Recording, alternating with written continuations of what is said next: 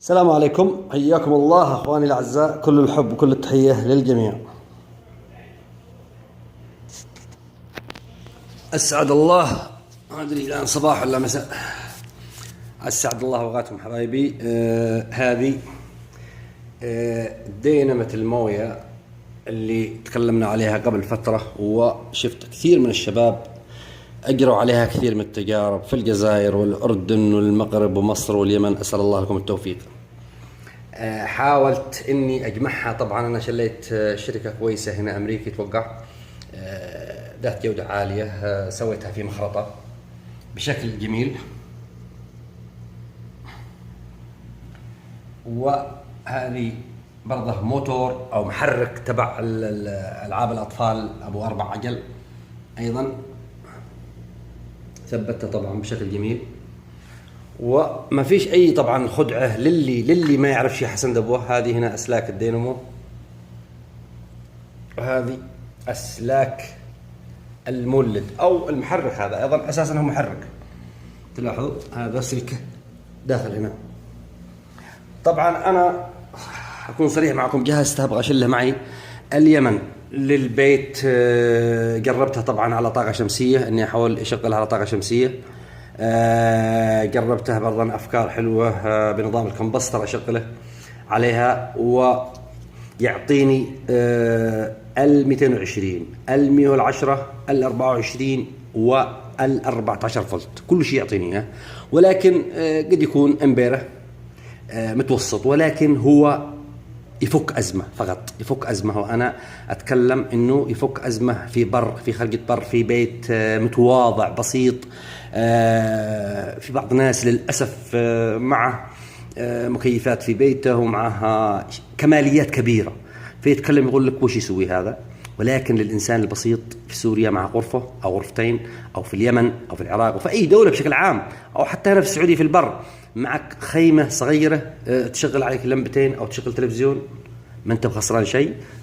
طبعا بإمكانك تعمله على أي فكرة في راسك. أنا أيضا بحاول أني أطوره، أخليه يشتغل من هنا طبعا عبر البطارية أو عبر الطاقة الشمسية ويدور. وبخليه أيضا بقاعدة بسمرها هنا، طبعا أجهزها هنا، وبعمل ملف 2، هناك ملف وهنا ملف. وهذه الأماكن بعملها مغناطيس نيديوم، وبيكون عصفورين بحجر. بإمكانك تشغلها بأقل طاقة وتنتج هنا فولتية معينة، وبإمكانك تشغلها أيضا بالبطارية أو بالطاقة الشمسية. ويكون أيضا ملفات بديني ممكن تعمل لها زر تشغلها ويبدأ يطلع لك فولت شحن بطاريات.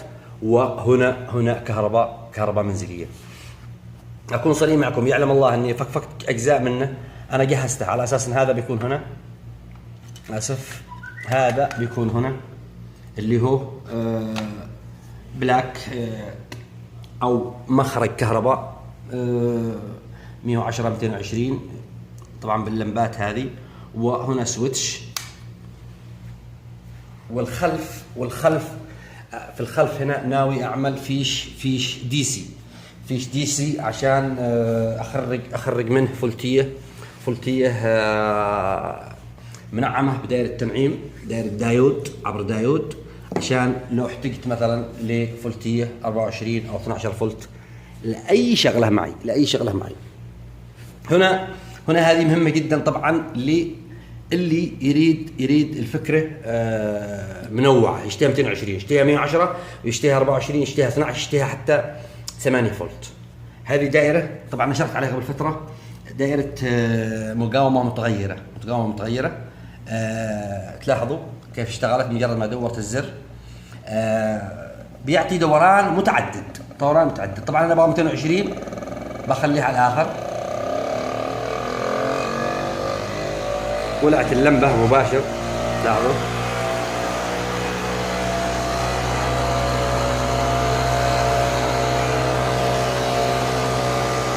هنا شغالة اللمبة، هذه لمبة 220 شغالة خلاص بدون أي ضغط. تلاحظوا هذا طبعا مشبوكة على البطارية، والسلكين هذه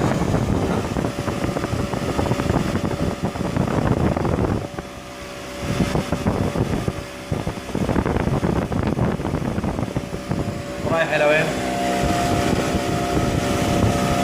السلكين والى البطاريه. اوكي. ولكن مثلا حسن او عبد الله او اي واحد ما يبغى الفولت هذا او ال 220 هذه، ما ابغاها، ممكن ابغى شيء ثاني فقط. لاحظ نزل دوران،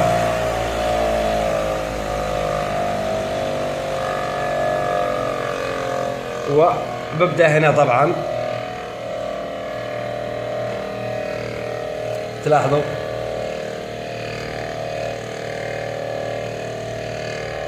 33 فولت. اتمنى ان هذا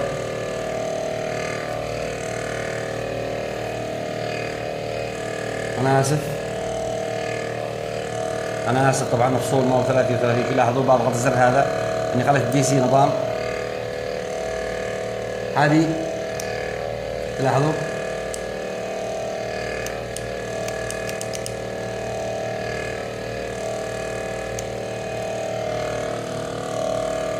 اتوقع انه زايد، بس لحظه شوي يمكن الزر معي فيه مشكله. هذا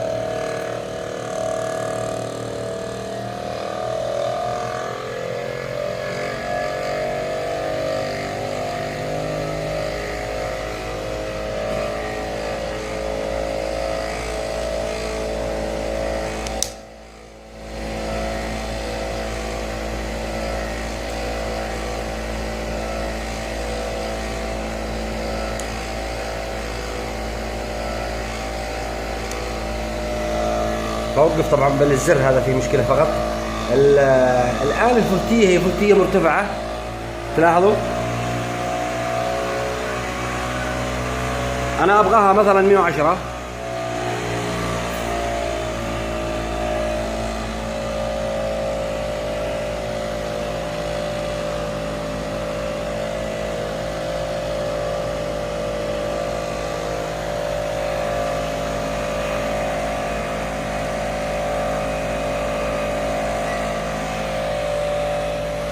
هذه الآن بتضبطنا على 115.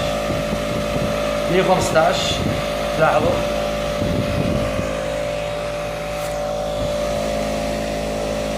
115 أو 116. بزودها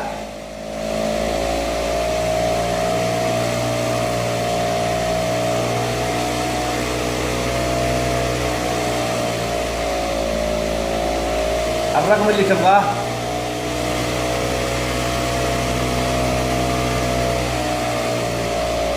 بتنزلها طبعا الى الرقم اللي تريده، حتى 12 فولت مثلا. تلاحظوا الان بنزلها، ابغاها اقل.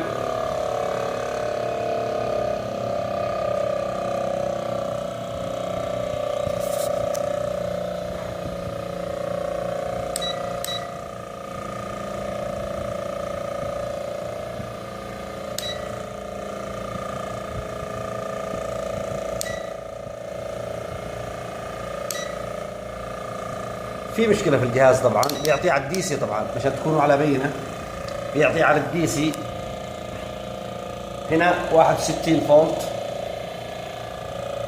61 فولت. بحاول كمان نقص. ها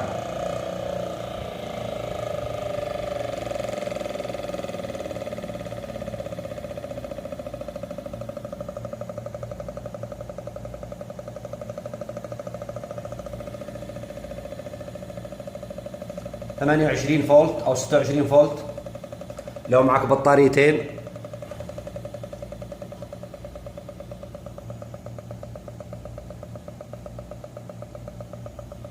سبعتاش. هذا شحن بطارية ممكن. اي رقم بواسطة هذه القطعة، او بامكانك مثلا تلغي القطعة هذه كامل اذا تبغى السرعة القصوى. طبعا انا بطفيه. ايضا فكرة الكمبسترات، طبعا انا بعمل لها كمبسترات وجربتها، طبعا ياخذ فترة شغال، ياخذ له حدود 10 دقائق ربع ساعة. طبعا مش بذول، بدبل يعني تعمل 12 حبة بالتوازي يعني سالب سالب موجب موجب، مشان يكونوا بس مكبر. هذول طبعا خذوا حدود الخمس دقائق، 5 دقائق او اقل شغال عليها. بعملهم طبعا هنا، وبشوف طبعا دي كمبسترات، ما بشوف كمبسترات، انا اتصلت بكمبسترات اكبر من هذه، تكون 500 او 1000 فارات او اكبر، اي رقم بجيبه بحطهم في المكان ده.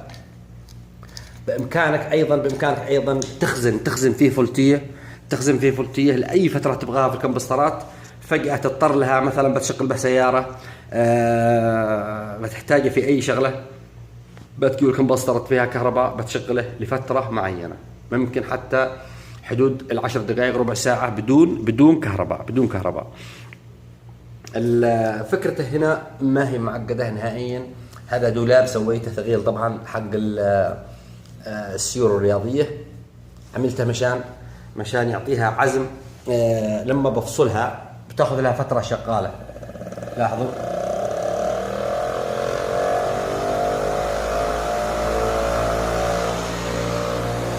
لاحظوا بفصل السلك من البطاريه كامل، شغاله، السلك مفصول.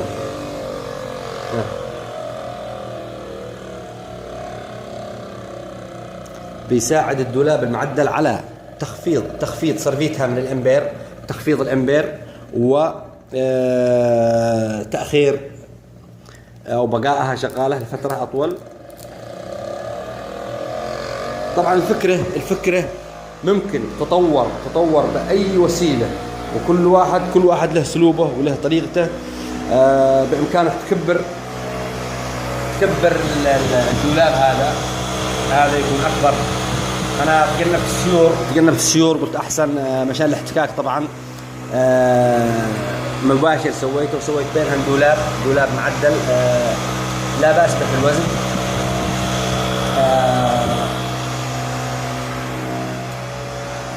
في بامكانك استعمال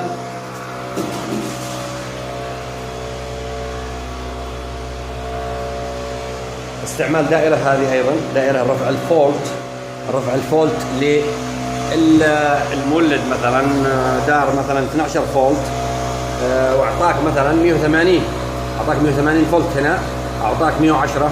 استعمل قطع زي هذه، موجودة في الصين، موجودة في اسواق النت، في منها 80 فولت، في منها 15 فولت، في منها اي 30. بامكانك طبعا تضيفها هنا في الدائرة او في بوردة، وتستعمل هذه لرفع الفولت. اعطاها فولت اعلى، بيكون دوران اعلى. المقاومه المتغيره هذه بامكانك استعمالها، وبامكانك الغائها، انت حر. انا سويتها من اجل اضبط الفولتيه. يعني مثلا لاحظوا هنا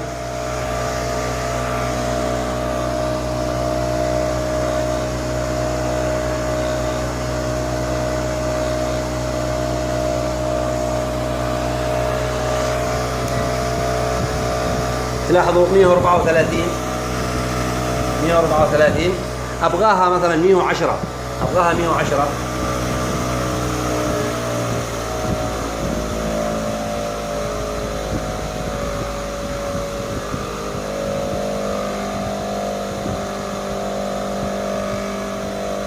اتمنى انكم فهمتوني. يعني عشان مثلا تعملها 115 او 120 وتحمل اللمبه او لمبتين او 5 أو 6 عليها، وتستفيد من العمل عليها. ما اطيل عليكم، ولكن للي ما تابع حسن دبوه او جديد على مقاطع حسن دبوه، اسمحوا لي بوقف المقطع وبجيب دينامو هذه بمب المويه على الطبيعه مشان يشوفوا انواعها وشكلها، عشان لو حد بدأ يركب. هذا الدولاب المعدل اللي سويته. طبعا ما اجزم كم وزنه، ولكن تتخيلوا انتم وتشوفونه. مسكة اليد في شكل في يدي. هذا الدولاب نفس الدولاب هذا اللي موجود هنا، هذا شوية اعرض، تلاحظونه نفس هذا الدولاب. وهذه الدينامو حق المويه. طبعا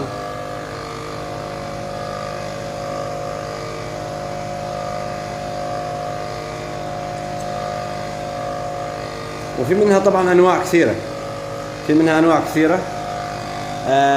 كثير من الشباب قال لي انه يا حسن بتروح الفحمات. صدقوني صدقوني الانواع الامريكيه الانواع الممتازه هذه ما تروح فحمات ولا شيء. انا جربتها فتره طويله شغاله من احسن ما يكون، من احسن ما يكون. كل الحب وكل التحيه لكم. بطفيها بتشوفونها لحظه معينه.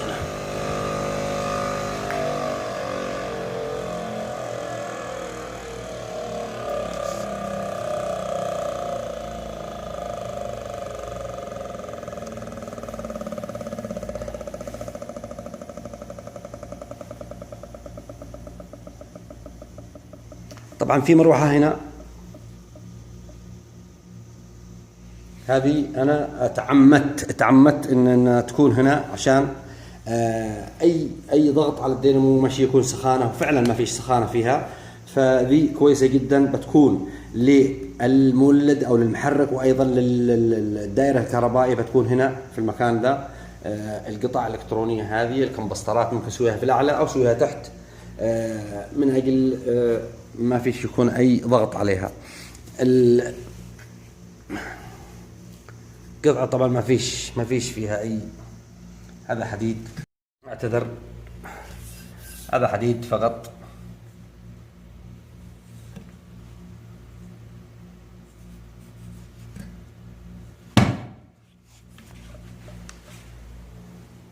أسأل الله أن يسر أمركم، وأسأل الله أيضا أن تعمل فائدة للجميع. كل الحب وكل التحية.